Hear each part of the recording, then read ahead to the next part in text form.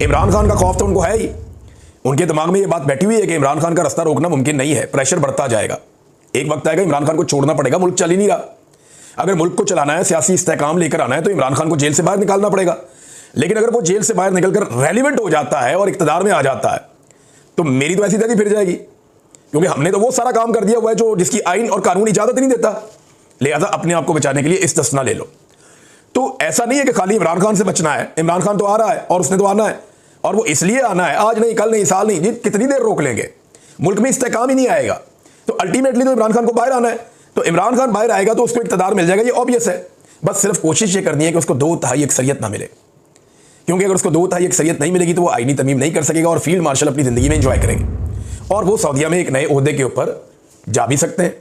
तो एक तो PMLN और पीपल्स पार्टी का उन्हें पता है कि ये बड़े बदीद लोग हैं, ये जैसे ही मैं ओहदे से उतरूंगा ये मेरी ऐसी तैसी फेर देंगे, लिहाजा मैं ओहदे से उतरता ही नहीं और मैं अपनी इम्यूनिटी ले लेता हूँ, इस्तिस्ना ले लेता हूँ।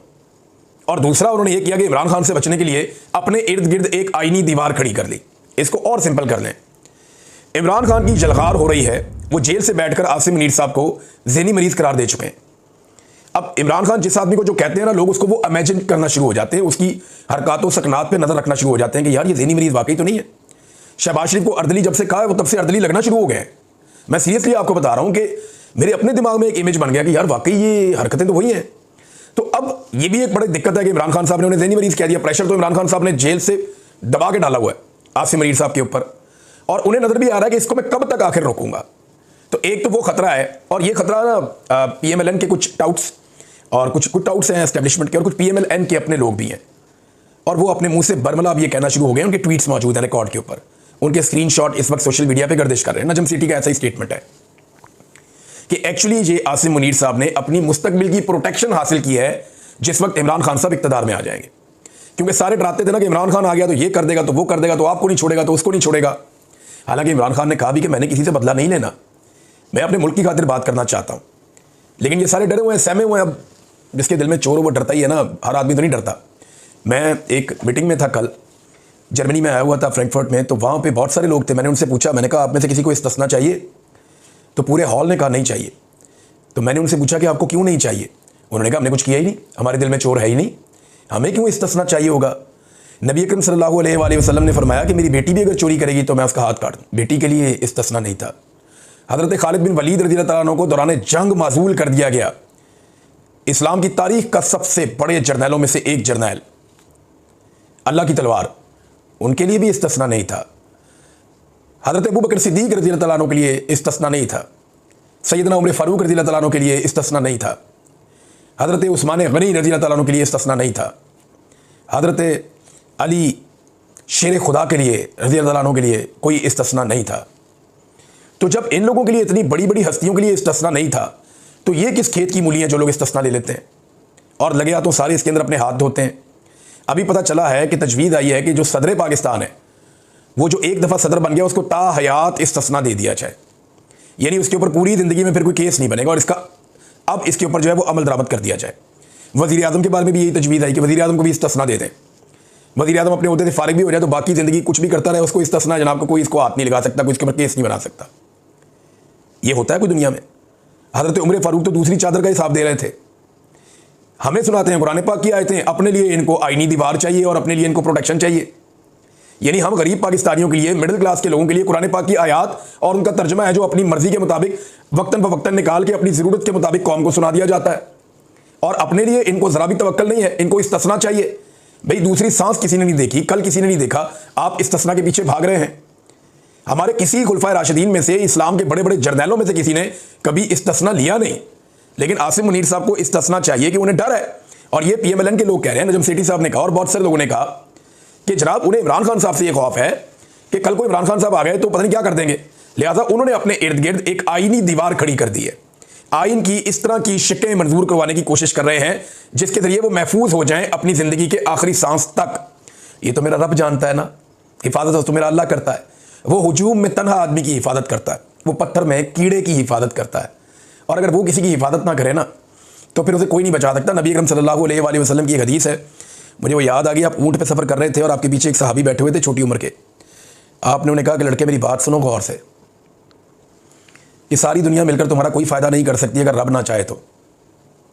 और सारी दुनिया मिलकर तुम्हारा कोई नुकसान नहीं कर सकती अगर रब ना चाहे तो। उसका मुख्तसर मफहूम यह है कि मेरे रब की चाहत से होता है जो आता है। ये ज़ियाउल हक का भी प्लान ता हयात था, फिर उसके साथ क्या काम हुआ। ये ता हयात किस्म के वाहियात प्लान पाकिस्तान में बहुत दफ़ा बने, हमने बहुत बनते हुए देखे हैं। इसके ऊपर ये नवाज शरीफ साहब ने भी माजी में ये गलती की हुई है। ये ज़रा मैं आपको एक बड़ी इंटरेस्टिंग चीज़ पढ़ के सुनाता हूँ। ये माजिद निज़ामी साहब ने ये याद दिलाया। उन्होंने बताया कि बड़े भाई नवाज शरीफ ने सिविल मिलिट्री तवाज़ुन बरकरार रखने के लिए जनरल मुशर्रफ को आर्मी चीफ के साथ साथ chairman joint chief of staff committee भी बनाया था। ऐसे ही सारे इख्तियारात उसको भी दे दिए थे, परवेज़ मुशर्रफ को। लेकिन एक साल बाद ही अक्टूबर 1999 में धड़न तख्ता हो गया। अब छोटे भाई शहबाज शरीफ ने भी हाइब्रिड सिस्टम की मजबूती के लिए जनरल आसिम मुनीर को आर्मी चीफ के साथ साथ चीफ ऑफ डिफेंस फोर्सेज बनाने का ऐलान कर दिया। आगे आगे देखें क्या होता है। तो ये बात उनकी बिल्कुल ठीक है, एक खेल पुराना है। अब एक जो स्टेटमेंट है वो जावेद हाशमी साहब की तरफ से आया। ज़रा सख्त स्टेटमेंट है, लेकिन जब इस तरह का माहौल होता है तो ऐसे स्टेटमेंट्स आ जाते हैं। जावेद हाशमी साहब कहते हैं कि पाकिस्तान में एक शख्स नशा इक़्तिदार में खुद को बादशाह बनाने जा रहा है, लेकिन बादशाह तो सिर्फ अल्लाह रब्बुल इज़्ज़त की है। मुशर्रफ का इंजाम याद रहे, पाकिस्तान की कश्ती को इस दौर में भंवर में लाने वाला आसिम मुनीर, चाहे वो ट्रंप की नौकरी हो या हमास के ऊपर पहरा देने के लिए फ़ौज भेजना हो। नून लीग जिस नौकरी के लिए बनाई गई थी आज भी वही सरअंजाम दे रही है। पीपल्स पार्टी के हाथों में भी वही जंजीर आ गई है।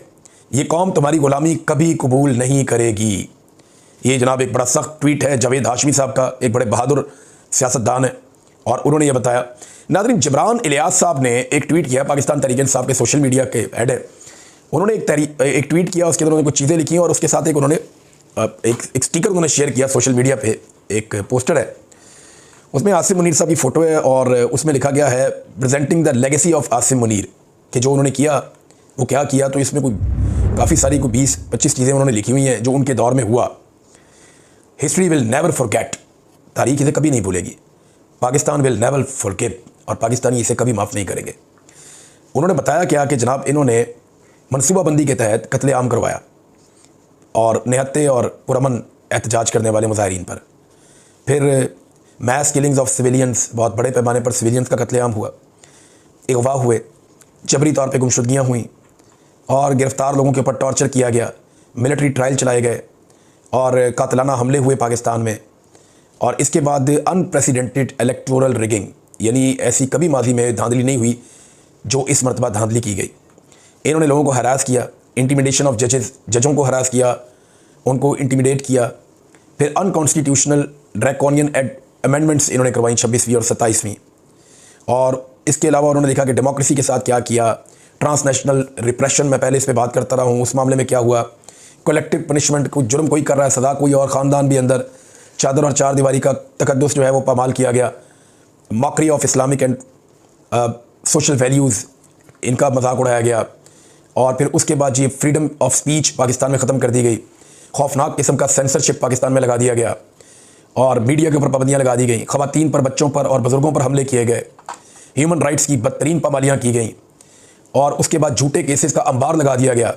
रातों को लोगों के घरों की चादर और चार दीवारी का गैर कानूनी तौर पर तकद्दुस पामाल किया गया और करप्शन, जो करप्ट लोग हैं उनको जो है ना प्रमोट किया गया, ह्यूमन राइट्स को ख़त्म कर दिया गया। इकनॉमिक्स जो है पूरी पाकिस्तान की मईशत वो कोलैप्स कर गई, पाकिस्तान में इन्फ्लेशन रिकॉर्ड लेवल पे पहुंच गई, टेररिज्म पाकिस्तान में बहुत ज़्यादा बढ़ गया, टूरिज्म ख़त्म हो गया, सेक्रेटेरियन वायलेंस यानी यहाँ पे पाकिस्तान में फ़िरका परस्ती भी बढ़ गई और बॉर्डर के ऊपर टेंशन भी बढ़ गई और पूरे मुल्क को एक जो है ना लाफिंग स्टॉक बनाकर रख दिया। ये आसिम मुनीर साहब के बारे में एक उन्होंने पम्फलेट जारी किया जबरान इलियास साहब ने, और ये भी मैंने आपके सामने रख दिया। अब पाकिस्तान तहरीक इंसाफ ने इसमें मुज़ामत करने का फ़ैसला किया है। 14 नवंबर को हैदराबाद में वो कह रहे हैं जी अजीम शान हम जलसा करेंगे।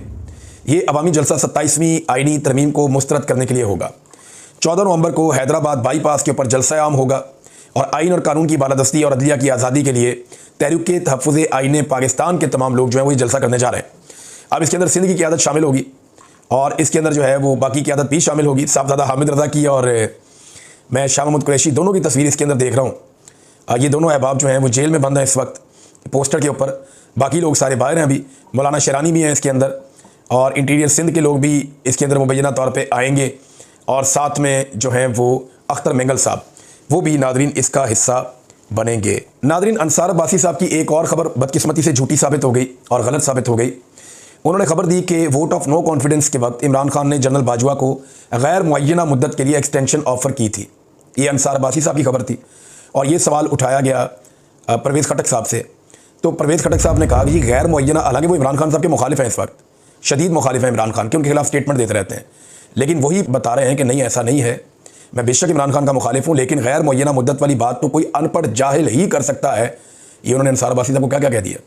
कानून में गैर मुअय्यना मुद्दत की बात ही नहीं है भाई, ये चीज़ आइन में नहीं है, कानून में नहीं है। तो इमरान खान साहब वो उस वक्त के आर्मी चीफ को ऑफर क्यों कर सकते थे। हाँ, एक बात ज़रूर हुई थी कि इमरान खान साहब ने जनरल बाजवा को ये ज़रूर कहा था, जो उस वक्त रिपोर्ट हुआ था, कुछ लोगों ने दावा भी किया था, मैं वही मुबैना दावा आपके सामने रखता हूँ।